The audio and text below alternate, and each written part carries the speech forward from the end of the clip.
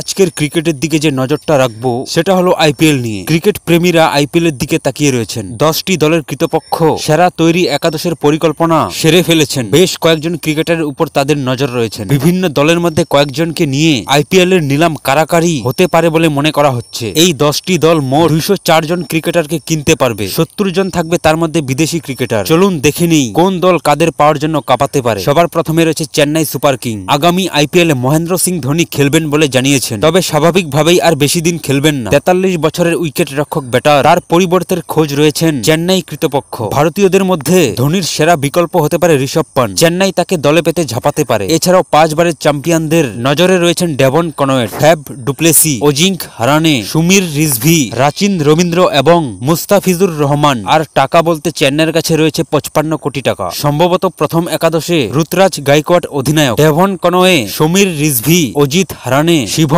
Dubey, Marcus Stoinis, Ravindra Jadeja, Glenn Phillips, Mahendra Singh Dhoni, Rahul Chahar, Tushar Deshpande, Matheesha Pathirana. দ্বিতীয় Mumbai Indians. Mumbai ইন্ডিয়ান্সের শক্তিশালী দল তৈরি করার পরিকল্পনা রয়েছে। জসপ্রীত বুমরা সঙ্গী হিসেবে স্ট্যান্ড বোল্টের জন্য ঝাঁপাতে পারেন মুম্বাই কৃতপক্ষ। আর এছাড়াও মুম্বাইয়ের নজরে রয়েছে পিয়ুষ চাওলা, কুনাল পান্ডে। অলরাউন্ডার হিসেবে সিকান্দার রাজা অর্থাৎ মিচেল মার্শের একজনকে পাওয়ার জন্য তারা চেষ্টা করবেই। আর তাদের হাতে রয়েছে 45 কোটি টাকা। সম্ভবত মুম্বাই ইন্ডিয়ান্সের প্রথম একাদশে Rohit Sharma, Ishan Kishan, Quinton de Kock, Suryakumar Yadav, Tilak Varma, Hardik Pandey অধিনায়ক, Liam Livingstone, Sikandar Raza, Mitchell Marsh, Kunal Pandey, Piyush Chawla, Jasprit Bumrah, Trent Boult. এরা সম্ভবত প্রথম একাদশে থাকতে পারে। বন্ধুরা, প্রতিদিন খেলার আপডেট পেতে ভিডিওটিতে একটি লাইক আর চ্যানেলটিকে সাবস্ক্রাইব করে রাখুন।